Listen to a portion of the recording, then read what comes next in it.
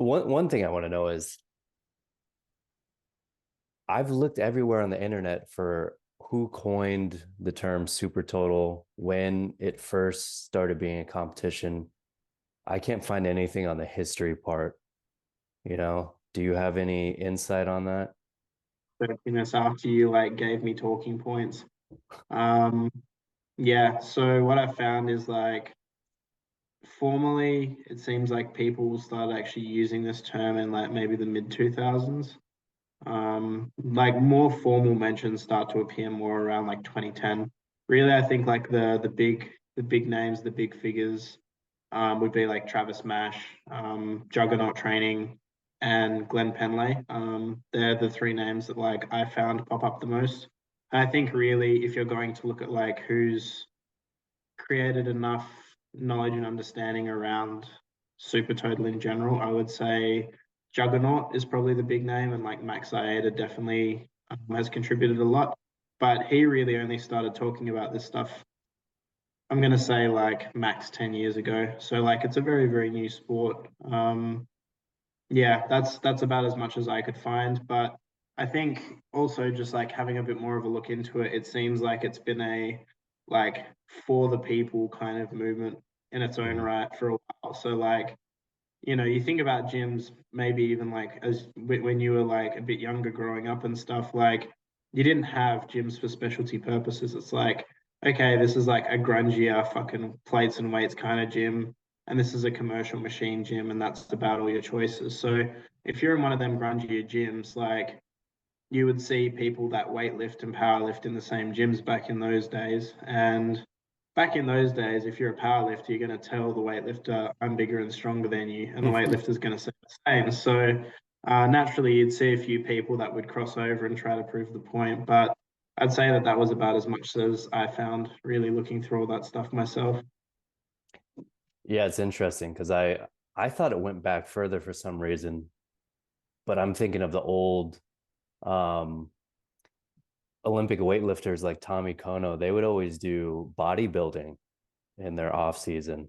And then I know powerlifters would go to bodybuilding. So those always seem to like fuse together in a sense. But as far as doing them together, I couldn't think of anyone going back except for maybe Paul Anderson, I think, um, competed in I, both. in terms of like, in terms of notable figures that are athletes, I'd say the oldest notable athlete is probably Koklaev. But that's still pretty Yeah, modern. that's 90, early 90s. Yeah, something like that. And like in my research of like people that literally have just the biggest super total of all time, is definitely clearly number one. And then He Mark ended up doing, Henry. hey, Mark Henry, do you is he up there? Maybe number two? I didn't see his name mentioned anywhere, and like I couldn't find anything that like led me towards him, which maybe is its own issue. But I don't know, like Koklaev's totals were like 1,022 kilos, so it's got to be like 2,300 pounds at 160, and then like 450 for weightlifting, so pretty close to 1,000 pounds as well. Absolutely fucking unreal, but Animal. Dude's an it, animal. yeah. Yeah, he's like the super serum version of Klokov in a sense, you know?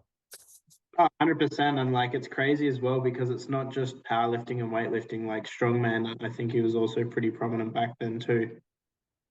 Hmm. Yeah, that's Yeah, I like how you said the people's competition. It reminds me of like the CrossFit vibe. You know what I mean? Like I don't want to specialize, but I want to be strong with the barbell.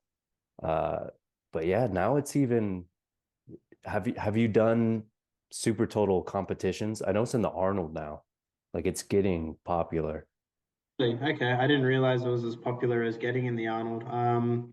There's definitely nothing formal in WA. I haven't seen anything throughout Australia either, to be honest. I know that in the US, it's definitely more of a thing. There are gyms that do super total meets. Hmm. But definitely, like, even for myself, I'm trying to run a super total competition at my gym for the end of the year. And I haven't found anyone that's like, yep, we are a governing body. This is the rule set. This is how it works. So even at the Arnold, I'm wondering like if it is a genuine sport and that's a thing that exists, like what's the governing body? What's the rule set? Because I'd love to know. It would make my job easier, that's for sure.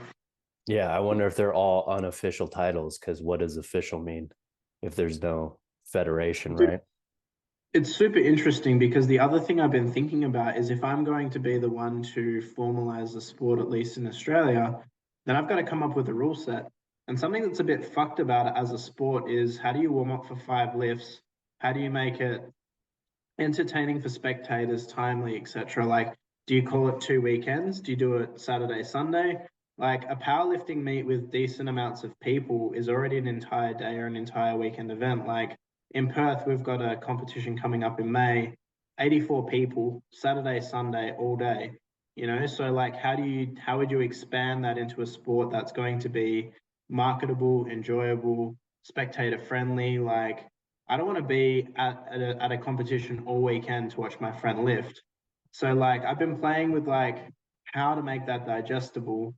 And I wonder if like you force people to, I was actually thinking if I was going to make this like a genuine sport that you could want to go watch, maybe it would be a case of giving people like 5 lifts in quite a condensed period of time. Not like back to back to back to back to back, but maybe there's some way you can play with the flight system so you've got people in quite short flights.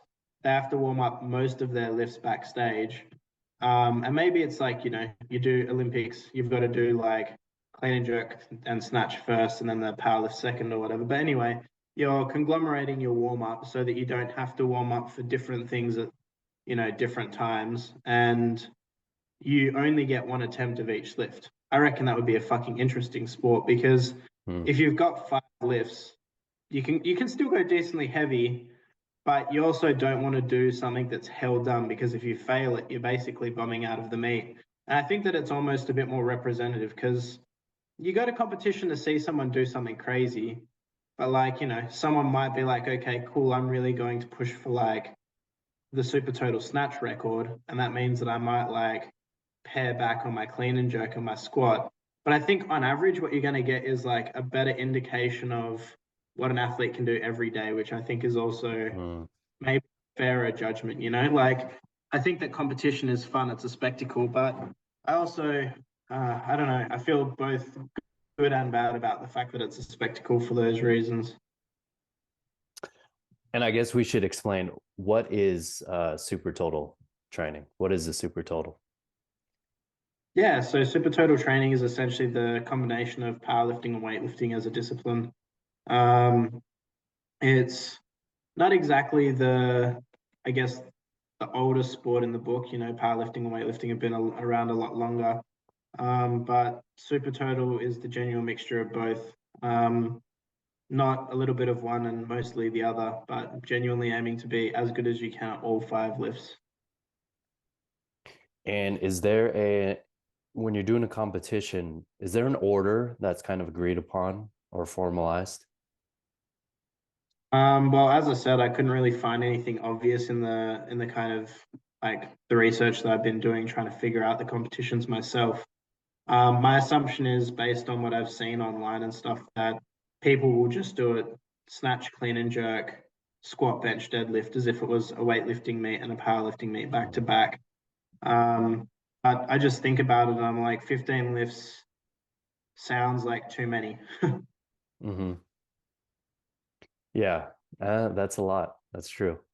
So, can you talk a little bit about your experience with it? So, how long have you been mixing both? And I know you've dabbled in gymnastic strength, hand balancing, the advanced mover flexibility skills. So you have experience with a lot of different strength and movement practices. So, what got you into mixing powerlifting and weightlifting? Yeah, it's a good question actually. Like as ironic as it sounds, I got offered a job and it was a good job and I probably wasn't good enough at it, so I decided to get better. I know, real boring. But I've been powerlifting on and off for quite some time. I think at like 18, 19, I was respectably strong, although I had no idea, no technique, and a lot of injuries to show for it. I left all that behind to do the gymnastic strength stuff because I thought that lifting a barbell was dangerous or bad for me in some way, as I think so many do when we get injured. And then I came full circle because I started hiring coaches that knew more than me, rather than looking at the internet for all of my information. And a lot of these people had barbell accessories in, and I thought, okay, well, maybe at least I'll learn how to do this, or I'll get some instruction, and there'll be something to go from. But yeah, it took me straight back to weightlifting over time, powerlifting, I should say, predominantly, and the basics associated with that. And then as part of my job, I had to ask myself, well, I'm in a gym full of movers, and I want to create a program that's going to be enjoyable and appealing and attractive to these people. How would I go about that? And my feeling is that, for someone that's in the movement scene, you want something that's like skillful as much as it is powerful. And I thought that that was definitely a calling for me because I think that generally movement culture writ large tends to have this issue of downplaying powerlifting. It's grunty, it's hard. Sorry, I've got a cat that wants to bomb the camera. It's Mover. grunty, hard, and there's seemingly no skill. It's just hard work.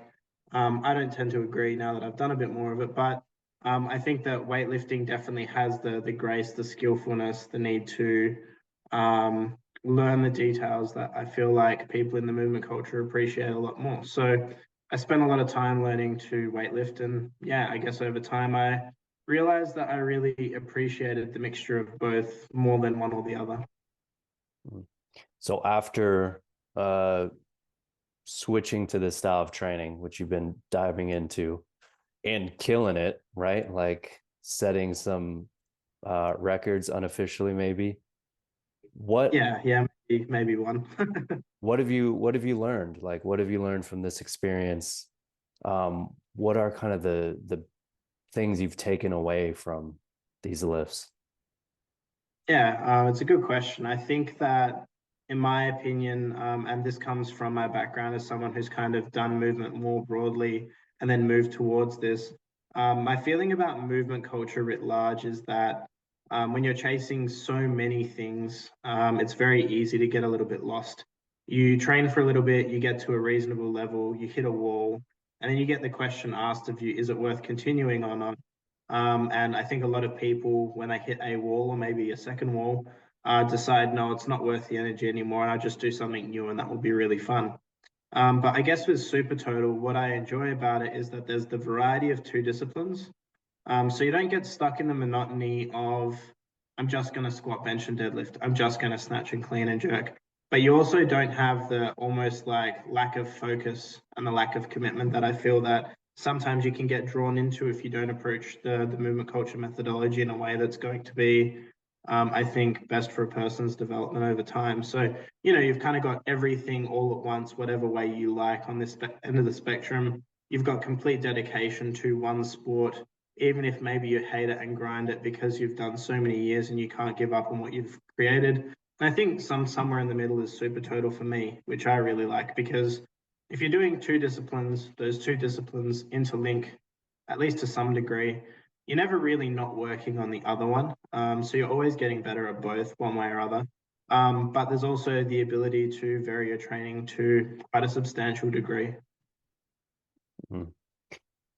Also, what's interesting is when you see a lot of older people, um, they're starting to say that the first thing that goes physiologically as far as an output is power, and then strength, and then muscle mass hypertrophy.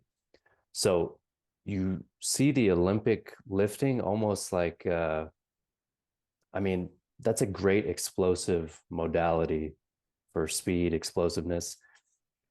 Do you think there's benefits to this as far as just like gen pop, health in general, just a way to train if you don't want to specialize, you don't want to be a competitive lifter, just for the average person from a health standpoint, do you think this is a practical way to train?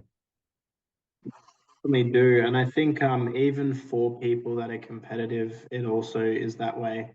As I said, I think monotony tends to be the killer of most things. I think also the killer of strength, regardless of gen pop or like competition competitor. So I think at the competitive level, it's kind of I get to work at something that's going to transfer, which feels good to me, and I can enjoy that variety. And I think for gen pop people, you've got really you're covering a lot of bases. I don't think that there are too many that you miss when you look at both modalities. Like if I consider powerlifting by itself, especially for someone that's a bit older, as you said, power, not so much existent. Definitely force production, and you can definitely work on still being powerful in powerlifting. It's not something that just disappears because of the discipline. But I think, you're going to see that you may not be as fully mobile in all ways. And once again, it comes down to how you train. I think you can definitely still do powerlifting basics and end up mobile, but you need to have an intention to do so. But things like overhead mobility just don't have to exist in that sport. And unless you were to accessorize deliberately for that effect, you're probably going to struggle. Where I think, as I said, like with Olympic lifting, you have overheads, you've got the need to be mobile. And like, honestly, as someone who trains, I'm going to say largely like 40 to 55-year-old women, I have quite a lot of them in my gym. Um, I definitely think that they have benefited from the inclusion of both because I don't think anyone wants to feel weak and frail. And I think that that feeling matters as much as the truth of the sport and what numbers you're lifting. But also, I think the ability to have some sort of range matters a lot. One person stands out in my gym, and she was a powerlifter for a few years before she came across. She's 55 and she started Olympic lifting solely. She'll do some squats and some pulling as accessory to that.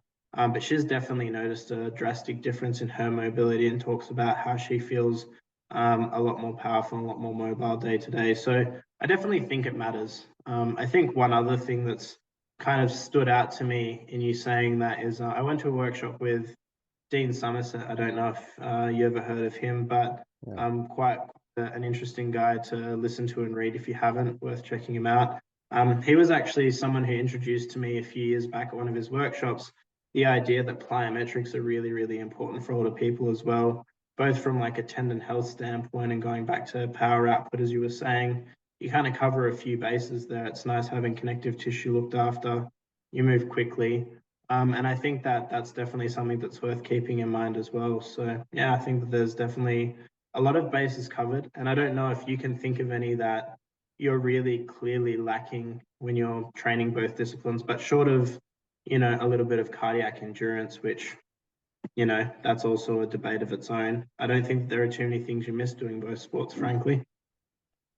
Yeah, especially I just think from a nervous system point of view, the fact that you're violently absorbing weights crashing down on you, stomping through your feet while balancing, it's a different, it's what did Dan John call it? Like body armoring, you know, just this collision uh, input you're getting from the bar and weightlifting. It's got to be valuable. I don't think you get that really in as much in powerlifting or bodybuilding or gymnastic strength. It's that weighted plyometric, I guess, effect that's it's got to be good for life. It's got to be like a youth anti-aging hack in there somewhere, right? Yeah, maybe. I don't know. I mean, as someone who powerlifted before I weightlifted and like spent a bit of time doing it solely before I transferred into the mixture of both, I used to climb boulder a fair bit. And I Mm, definitely noticed moving into Olympic lifting after simply powerlifting, I was definitely more mobile, but also just a lot more powerful on the wall. Like I'm able to climb as well as I ever have, frankly, being, 5 to 7 kilos heavier. So, 15 pounds odd heavier than I was before. And I feel stronger on the wall because of my ability to pull I guess, so powerfully and quickly. It definitely makes a big difference, I think. Um, I think another thing, going back to your points about, what is it about Olympic lifting in this mixture that makes it so unique. I actually think that there's a certain mental acuity that exists as well. And I know that it exists in powerlifting too, but I think it's a lot harder to find. If you're pulling a really, really big deadlift on a comp day, you do need to zero in a way that's completely unique. But I think when you're putting a weight above your head, especially if you're not used to it, and going back to Gen Pop, especially older Gen Pop, like they're definitely not going to be used to it.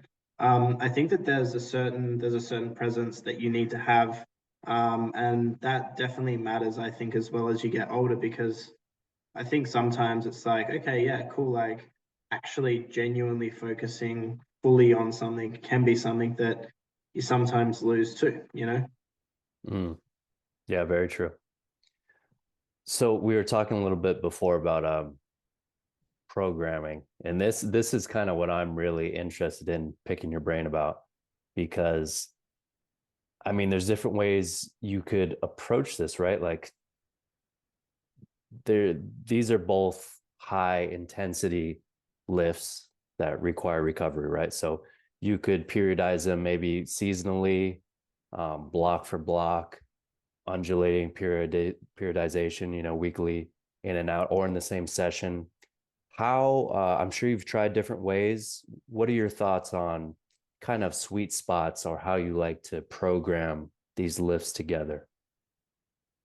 It's a really good question. I think I take different approaches to different lifters. I think you really do have to try and account for the individual, right? So if you're looking at super total and you're breaking it down to its bare essence, you've got 5 lifts. These are 5 needles I need to move.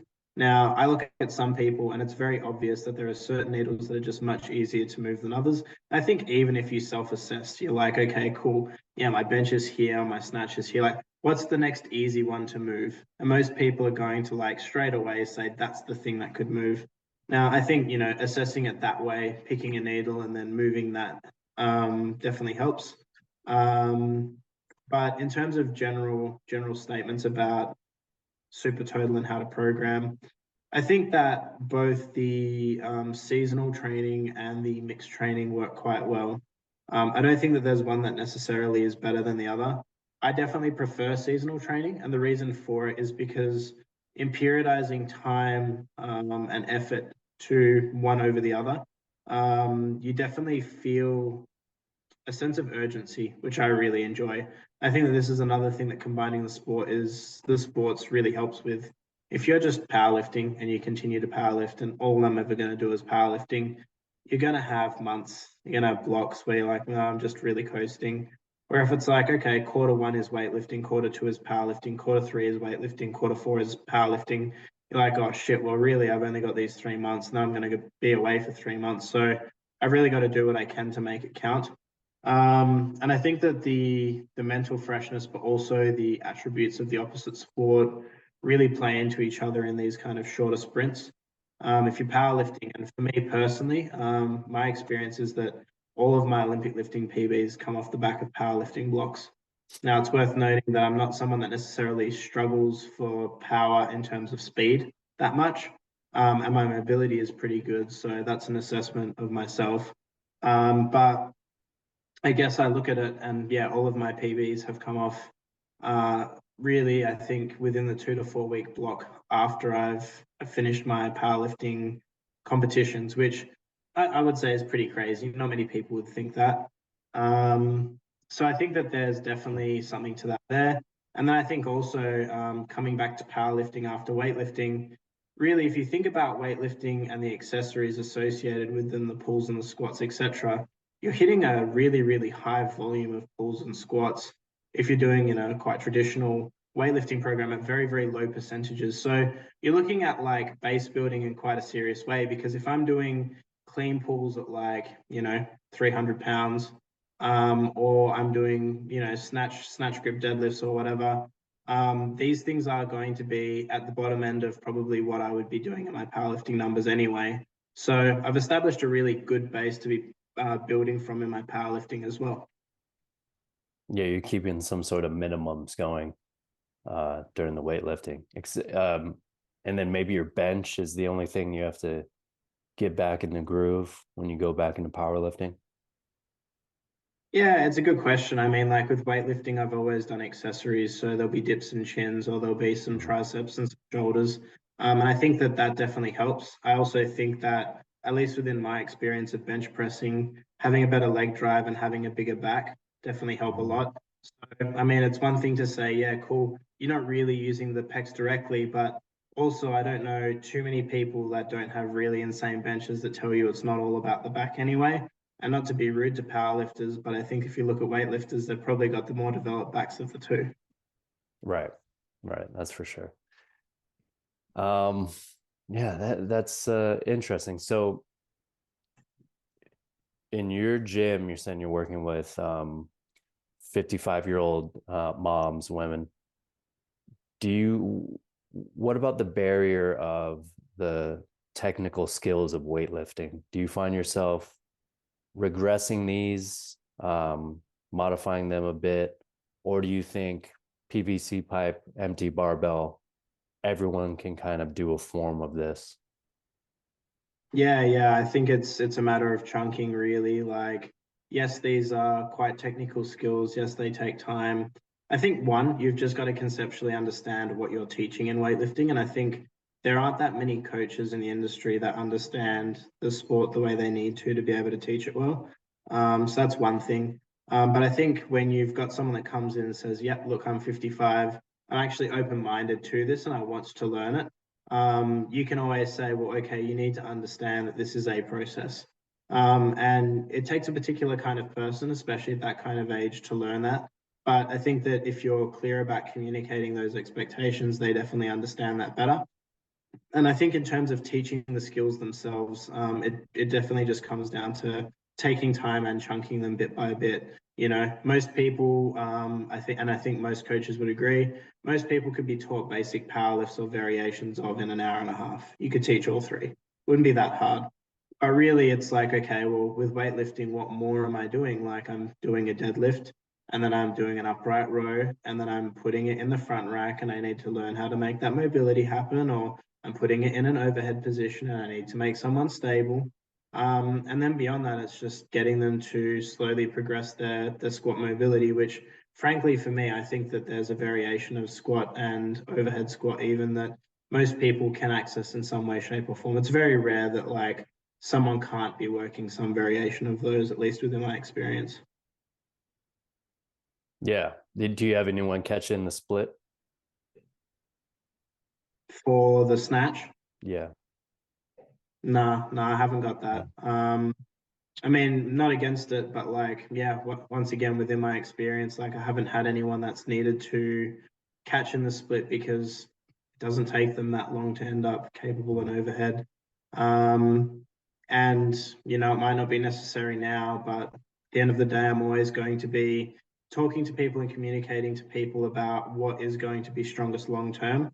I think that that's another thing, right? Like, especially with super total as a discipline, there's got to be some inherent understanding that, like, yes, okay, powerlifting and weightlifting definitely blend into each other.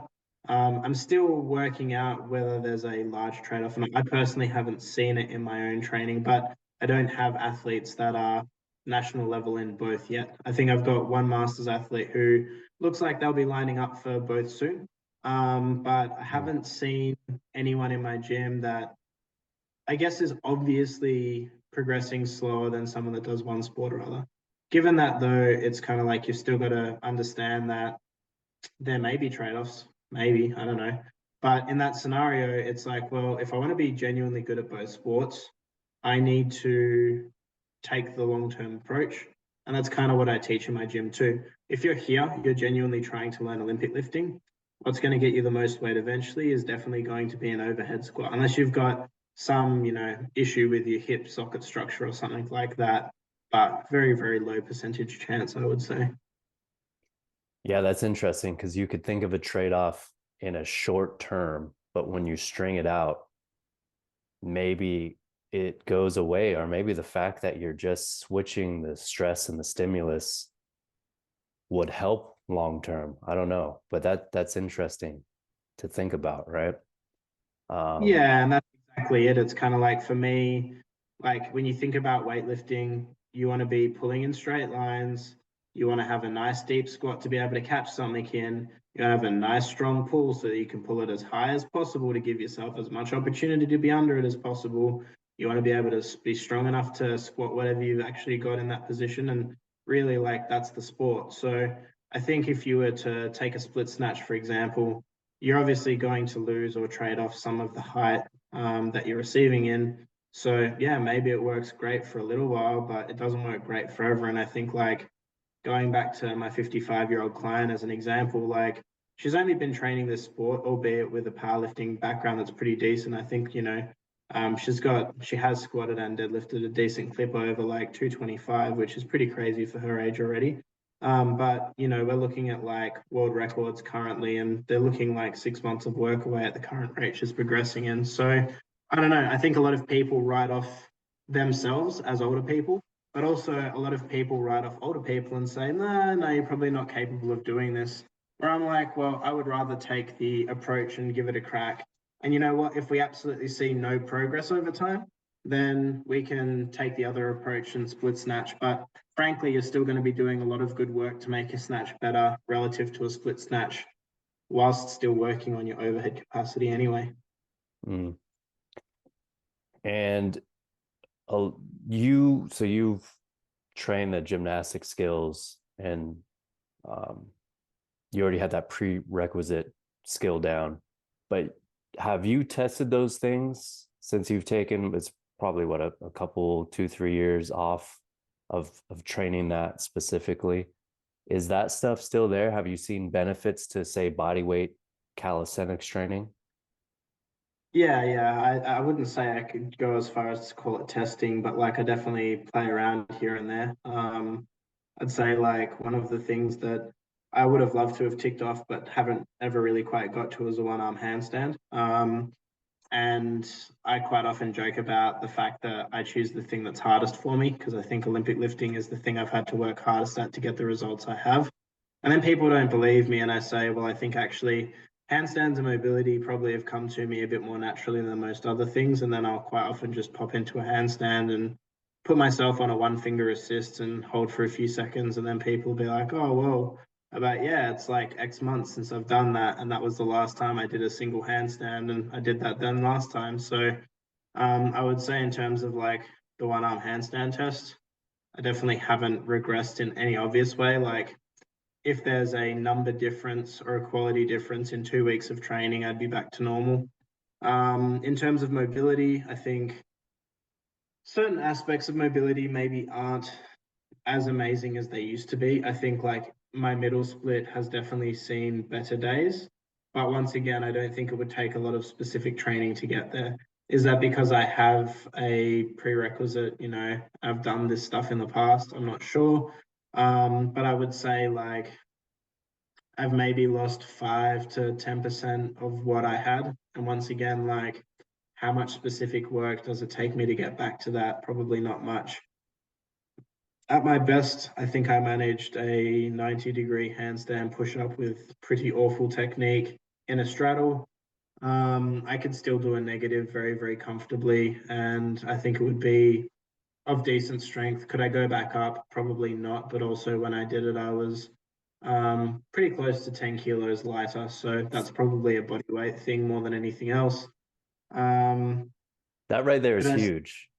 So you could still hop in a single arm handstand with a finger assist, um, straddle handstand push up.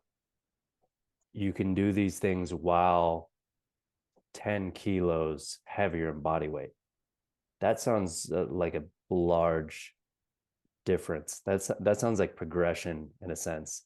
Like you're strapping on a vest and doing it. yeah, I mean, like, compared to the average, I guess, the average mindset of someone in movement culture where it's you have the skill or you don't, sure. But I guess like most people doing 90-degree handstand push-ups don't weigh 230 pounds. So I guess it's like a bit of this and a bit of that. But I mean, we could always give a couple of cracks. Should we have a play? Yeah, I mean, that would be awesome to see. All right, I reckon I got enough space. We'll see what we can do just for shits and giggles, shall we? After your weightlifting comp, Yeah. So I competed on Sunday, and I've already trained deadlifts and bench and push press and chest supported rows and back extensions today. And it's the And middle of I've the been, night. I've been working for about 16 hours. So how's that? Yeah, that's a good angle. We'll see how we go.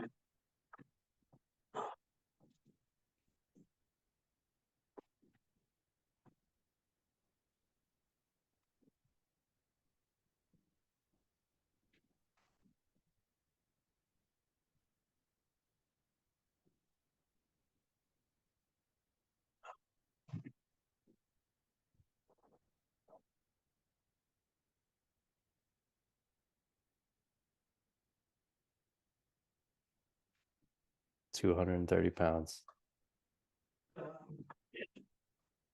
I can feel that my chest it needed some opening, but In a kitchen.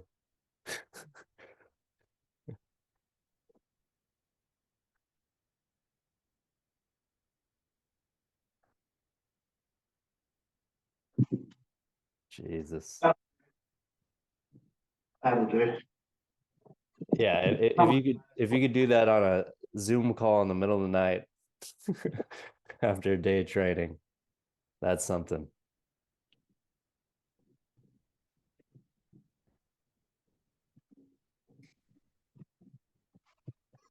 Some stuff's not too bad. Admittedly, a couple of shoulder openers wouldn't have hurt there.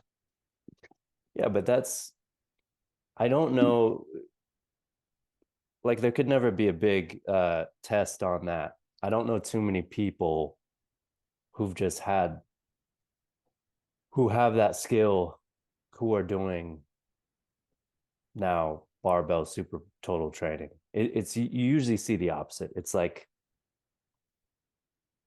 gym bro, power lifter, maybe CrossFit, maybe weightlifting, maybe hand balancing, gymnastic strength, and then you go into a zone two. Now you're an endurance athlete and you just run. Like the skill level and intensity seems to diminish over time, and I've rarely seen the opposite where people are going from, I guess, a softer practice to just a more violent, um, intense barbell practice. So it's cool to see you've kind of gone this route, and counterintuitive, you're keeping the strength, positions, mobility, and everything to do these skills. Um, so yeah, I think it's valuable just to ask you because not many people are in your position who've been on that journey like you have. So it's very interesting. I would love to see 100 of you um, on a similar journey and just see like, hey, look at we tend to, like you said before, you went into hand balancing gymnastic strength because you thought the barbell was maybe taking more away from you than was giving you, right? Like we're Yeah. we're kind of told, oh, you need mobility, you need this practice because it's more um even if they don't say it, we're thinking functional. I think that's what they're trying to signal. Functional, um, this will prolong your practice. This will give you more. This is more foundational. And I think you're kind of flipping that on its head, or at least it's possible to think about it in a different way. So yeah, that's it's very cool to just think about. You're an N of one, but it's interesting to say the least. Yeah, agree. I mean, like, I think the more time I've been exposed to movement culture and done all the sports I have, which, yeah, there's quite a few now, I guess. I think really, if we're going to break down movement in totality to something as simple as we possibly can, I would really say there are only two things. There's only strength and there's only skill, frankly. And a lot of people don't agree with this point of view. I know it's not a popular one, but I think it's as simple as it can possibly be. And I don't know anyone that's given me an argument that has made me reconsider my point of view yet. So, let's like consider Olympic lifting as a case study. You look at Olympic lifting, there's the strength of weight overhead. There's the mobility of sitting in an overhead squat, which has to be specific strength relative to your adductors being at long lengths. There's the skill of being able to pull a bar in a straight line and navigate that along the body. Really, it's a summation of skill and strength. And you consider that versus a one arm handstand, I would say that there is the strength of pushing heavy weight overhead. And there is the skill of being able to make minute changes to keep your center of mass over your base of support. So really, all movement for me is boiled down to skill and strength. There's really not much more than that. So I don't know, you consider my position relative to the handstand, and I think, well, I've spent a lot of time Olympic lifting. It should make sense that I've got the requisite strength. And really, all I would need to work on is the skill. But I think one thing that's true is the more strength you have, the more you can kind of botch most things. You've got more room for error. So if you consider someone who, I don't know, let's say has a 400 kilo deadlift, you put them on an Atlas stone and it's going to be hard. There's still something to learn there, but they're going to have a hell of a lot of a better chance than someone who can only deadlift 200 kilos. So I think that strength and skill actually interact with one another. So I would say that I've probably gotten a lot stronger overhead, evidenced by my traps being 3 times the size they were when I was a hand balancer. But maybe I'm not as skillful and I get away with it because I'm a lot stronger now. Oh, totally. I would agree with that. There's strength is forgiving in most skills, right? Like just the raw output you could have gives you a buffer of you could be ugly strong, right? Like I think when you're lacking the power overall, you really have to hone in the technical efficiency and strength. But if you could just quote unquote like muscle things up that you aren't really in good practice with, I think that's a good sign. Once again, Mark Henry comes to mind because he was late 90s, but he was a champion weightlifter and then went into powerlifting and became a champion. And then he did like pro wrestling. And after 4 years off of strength sports, he decided to compete in strongman and he only trained for like 4 months or something and then won the world like strongman competition. So like there's just strong people. I don't know your thoughts, but when I hear like strength is a skill, like it's totally specific and dependent. It's just a skill. It's not an like overall quality attribute. That just doesn't ring true to me. What are your thoughts on that? Yeah, I definitely don't believe it. I mean, like, even in my thoughts of like, how would I get the largest super total possible? I've actually thought about it. And as much as it kind of sucks, I think if I was going to be really like, if I was going to take this to an extreme, um, I think that I'd just be the strongest power lifter possible because I could probably, with a bit of like marginal overhead work, find a way to like power clean and power jerk and power snatch enough to offset the deficit. Where like in theory, like is the trade-off of only like of weightlifting and powerlifting going to be that my powerlifting numbers suffer because if I can total 1,000 kilos in powerlifting and that's my option there, and I can total 400 kilos in weightlifting, it just seems like the ceiling on one of the two matters a lot more as well. So I think you look at it logistically and you're like, fuck, if I wanted to be trying to find who like the best of both worlds is going to be, it's probably going to be someone who's better at powerlifting than weightlifting. Although, I mean, if you look at the most prominent figure in super total, it would be Mikhail Koklaev. And I guess like there's also got to be a point at which that no longer stands true because you look at some of the best powerlifters of all time and like a 1,000 kilo total is like really quite exceptional. For this guy to be doing over a 1,000 kilo total, then maybe him being the weightlifter is what actually takes him from the top 5% of super total athletes to the top one. So it's definitely an interesting debate. I don't really know what the final answer is, but it's really, really hard to know the truth because you can see that being a better powerlifter with some weightlifting is going to work for the longest time until maybe it doesn't all of a sudden. Yeah, that's interesting because I think of let's say we remove the bench, a lot of high level weightlifters, their training consists of heavy ass squats and maybe some heavy clean pulls, right? But you could almost think of that as their accessory is sort of powerlifting, right? Yeah. So, I mean, look at Lou squatting, like without wraps, without a brace, he could outdo a lot of powerlifters in his weight class if he were competing, right? And he doesn't even Yeah. specialize in that. Yeah, and I think that this is also maybe weight class specific as well, as definitely a thought I have because like you look at some of the lighter lifters, especially in their squats and pulls are like ridiculous, absolutely ridiculous. Like as an everyday power lifter, even someone who's like, becoming quite competitive these days, my thoughts still very much rest in like I could never squat that amount of weight no matter what I did.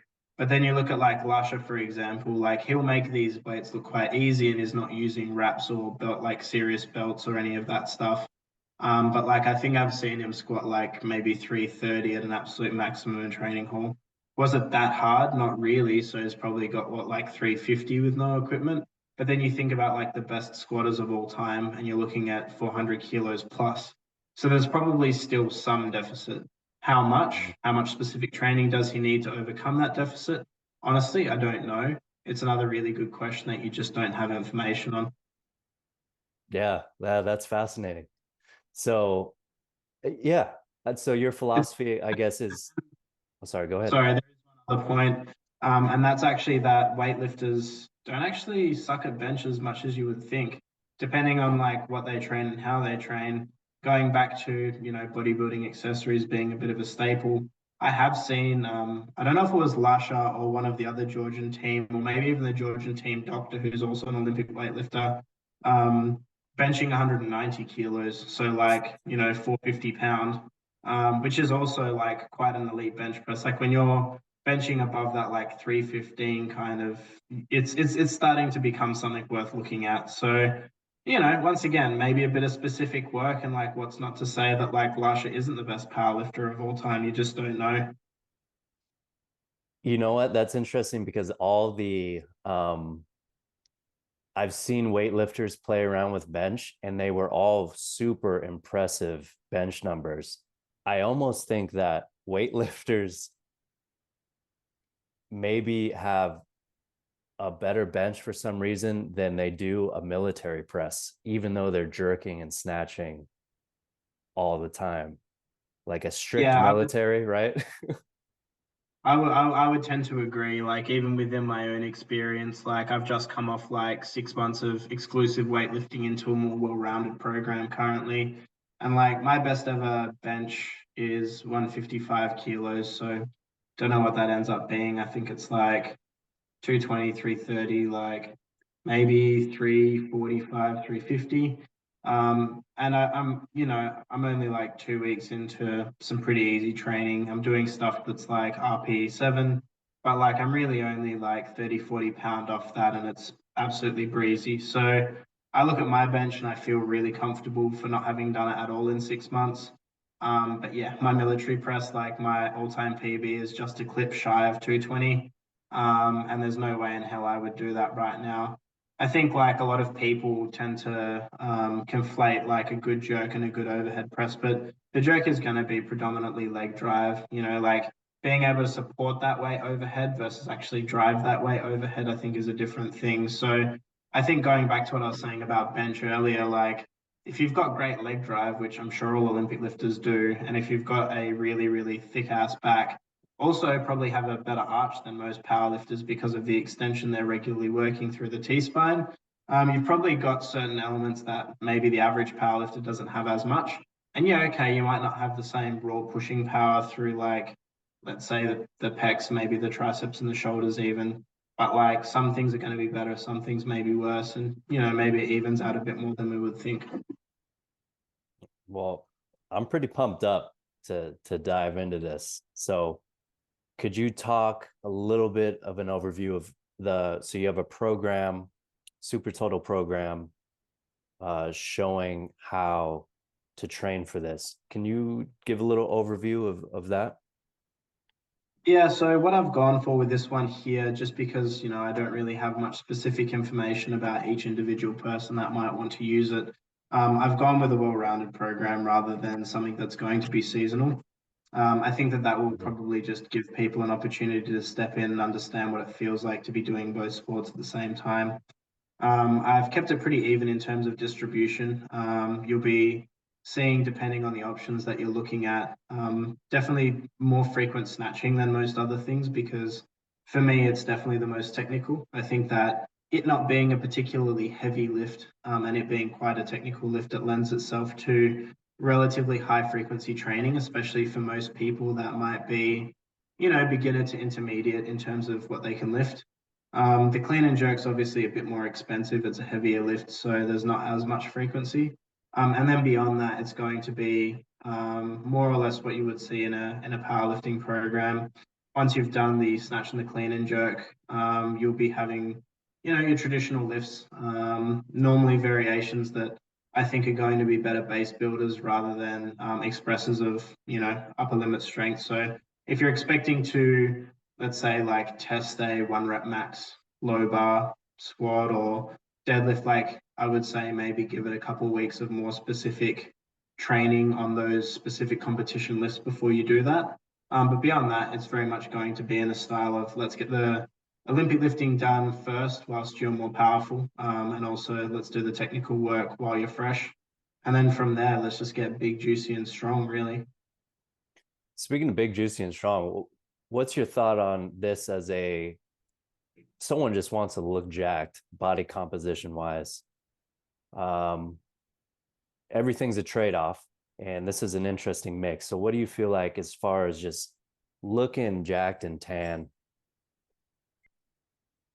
Yeah, yeah. So I think that it wouldn't take an awful lot. Like, frankly, I would say that if I don't do any accessories outside of like the couple that I've left in the program for you guys there, you're going to end up pretty well rounded. Like, if you did an extra couple curls, biceps definitely suffer between powerlifting and weightlifting. You're not going to find too many things that work them too hard. But frankly, you chuck a couple sets of curls in, short of that, you're probably still going to end up looking pretty sick. Um, yeah, I don't think you can have too many problems with that, frankly. Yeah, it's got to be an interesting body type that would emerge if you were to select for the best super total athletes in a weight class constraint. Because I'm thinking powerlifters, some of them look better than bodybuilders, just jacked. A lot of weightlifters look athletic, lean, cut. So yeah, it's interesting to think of the kind of meat that would put on someone's structure, and I think it's seems like a positive thing, right? If you're trying to Oh, yeah. go for body Yeah, composition. without a doubt. I mean, I think like let's be honest, if you're the average person trying to look jacked, I think that there are a few like giveaways, at least in my opinion, of like the things that seriously make someone look, like, okay, there's like, yeah, you look decent, and like, holy crap, like you are really like something. And for me, I think that the things that like first come to mind are like, okay, what are your shoulders like? What's your back, especially your upper back like? And what are your forearms like? And I think that like these are the things that like you don't think about when you're 19, for example. But like if you're standing around with like a whole bunch of other dads at a party, you're like cross-armed and it's like bam, there's some forearms. Like pretty Yeah. hard to argue with that. So I don't know, like between traps, forearms, and shoulders, I think you definitely cop that pretty good in these programs. And like yeah, okay, it's not like your average biceps, but like that's fine. That can easily be accounted for with a couple sets of curls, frankly. Hell yeah. Hell yeah. Well, yeah, this is gonna be good. So Joel, thanks for talking about this and presenting this. Anything you want to close with about Super Total or your program? Yeah, I think one final note I want to talk about is something that maybe just generally isn't talked about enough amongst both powerlifters and weightlifters and just competitive people in general. And that's that I think mentality matters a lot more than people give it credit for, frankly. I Mm. think Super Total definitely has quite unique benefits in terms of the mental approach. As someone who did powerlifting before weightlifting and then the mixture of both, yeah, my deadlift was stuck at 230 for, quite a reasonable time. 230 is not bad. I think it's like, help me out here, DJ, like maybe five. Five, Yeah, close to five. it's just over five actually, because 227.5 is 500. So yeah, I was stuck at 500 for, quite a while. I think the best part of a year. Um, and I was struggling with that. And my squat was at like 450. Um, and then moving away from that, doing super total, well, not super total specifically, but weightlifting and then super total training and coming back after the mixture of those. My deadlift's now at 285, so just over 700. Yeah, yeah, that's a year and a half later. So, God I damn. don't think yeah, I don't think too many people would argue with 200 pounds up. Um, but I look at specifically weightlifting and the mentality it creates, especially when you get to a reasonable level. It's one thing to be able to snatch 180. It's another thing to be able to snatch 200. It's another thing to be able to do 220. And I think that when you get to those heavier weights, there has to be this mindset of completely surrendering yourself to what you're about to do. And I think that that actually has lent itself to powerlifting. And I think that, then you get on platform with that mindset, you throw up a PB that's like literally 70 pounds more than you've ever put on a bar before in competition. And that self-belief, that power, the feeling that you have pulling that much weight off the floor, then catapults you back into this mindset where putting something overhead doesn't scare you because you pulled that much off the floor. I think looking at the kind of symbiotic mental relationship you have between weightlifting and powerlifting as concurrent training modalities, like it's definitely something that I'm still in the early days. As much as like I am getting stronger, I think there's still so much more to experiment and play with.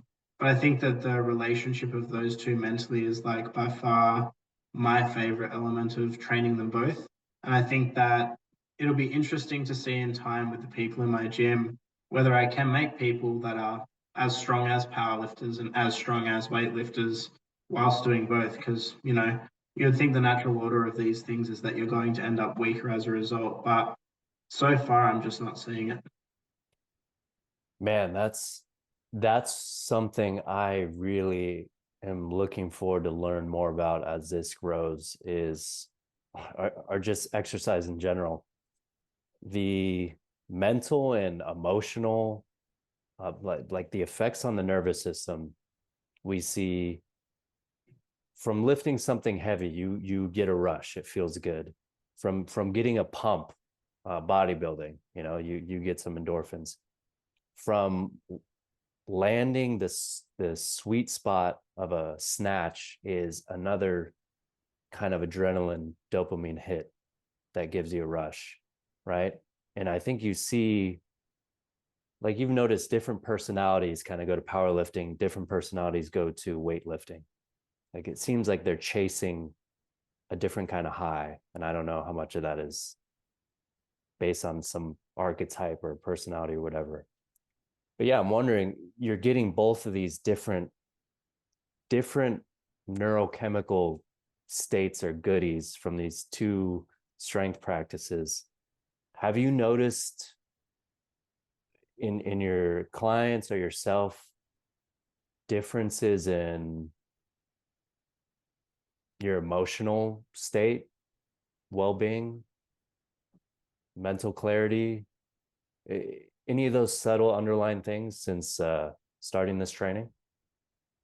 I think it's a hard call, but I definitely feel like I'm in a different place to both powerlifters and weightlifters mentally. I think the way that I like, and these are very archetypical, so sorry to any purists I offend here. I love both Stereotype, sports. do it. Yeah, but I look at it and I feel like honestly, when I look at powerlifting and people that just powerlift, they feel soft. Like I talk to people that I train with, and they're all lovely people, love them. But for example, it'd be like, oh, I need to bench on this specific bench, which is the competition bench that is in the IPF worlds. I need to use this bar and I need to use this plates. Mercury needs to be in retrograde. I need a solar eclipse. And when all of those things line up, I'll hit my lift.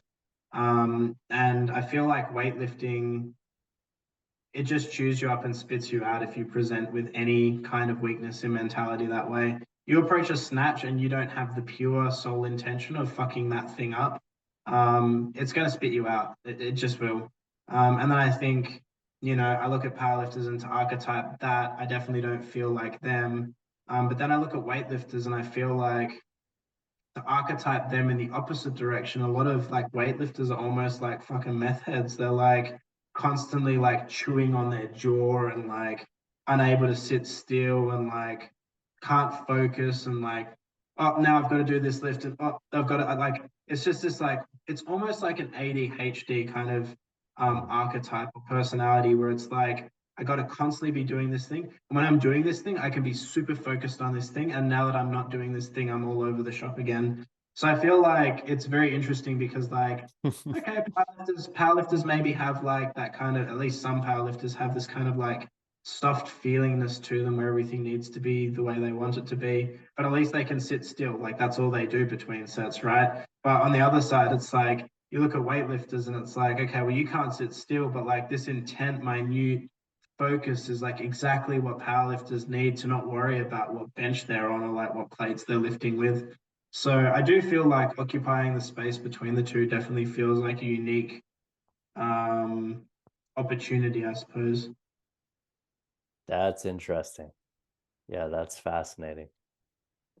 And yeah, and then it's much different from, say, movement culture, right? Um, each one is a different flavor of narcissism, I guess, mixed in. But it's Yeah, yeah, definitely. And I think like, if you're going to archetype like movement culture, it's like, okay, well, now something's got hard, time to do something different. right, right. Yeah, this is God, yeah. It's that I think Olympic weightlifting, like you said, powerlifting, it's the grind. The grind is it's a different sort of mental grind, right? It's much slower. It's a different, almost a different emotional energy system you're running on than the like quick plyometric where you have to be like no mind, no thinking in it, and it's a rush. Uh and then there's movement culture where it's just this suffering day in day out of like, let's say, hand balancing for God. I mean, to stick with that skill, to go to where you got with that like almost assisted one arm, is the timelines are so vastly different between each one, you know, this grinding of little like, all right, we're going back into the, out of the trench for a little sprint. And then powerlifting, you're just grinding through this 5x5. And then you have, accumulate 5 minutes of a handstand.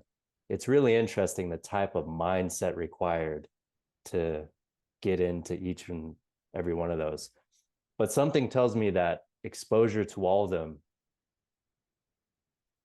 might be more beneficial or create some sort of more robust, well-rounded system. I don't know, but it's interesting to talk to someone who's living it.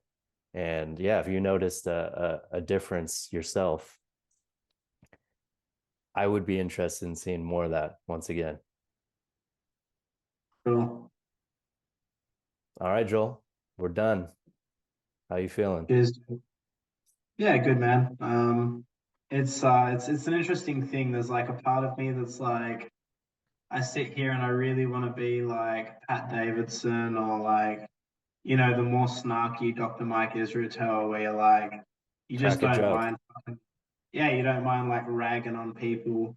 But then I'm also like, very much the opposite, where I'm like, I've done all of these practices and I see like the implicit value in them as well as their drawbacks. And it's kind of like, is this false advertising if I do that? It's a very, very interesting like dichotomy I face, I think, when I have these conversations, because there are some days where you'll catch me and I'll just fucking offend everyone and not care. And then there'll be other days where I'm like, oh, yeah, I just don't want to step on anyone's toes. Well, stepping on toes is better marketing. Oh, for sure. Yeah, I but can see it now. It'll be just like clips of me like ragging on powerlifting and weightlifting despite yeah, doing them both, and then movement culture. And that's how you'll market this entire thing. It make total sense. well, it is because they're all established niches, and the only way is to create your own new niche by shitting on the other ones. It's what they've all done, right? It's how the market works. An eye So, for an eye means you stick a finger up some guys, but wow, we're sticking lots of fingers up lots of butts today. But yeah, yeah, how did you find that one?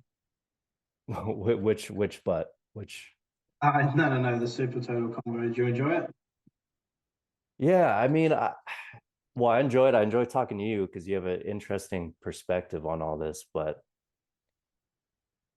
yeah, I said it a couple times. I would really, it seems like the sport, the idea is growing. You know, you're really over there in Australia. Um, you're going to make it. I don't know how many super total gyms are out there. You might be one of the first, right? But it's growing over here. And I really want to see what this produces. I think experientially, it's something different.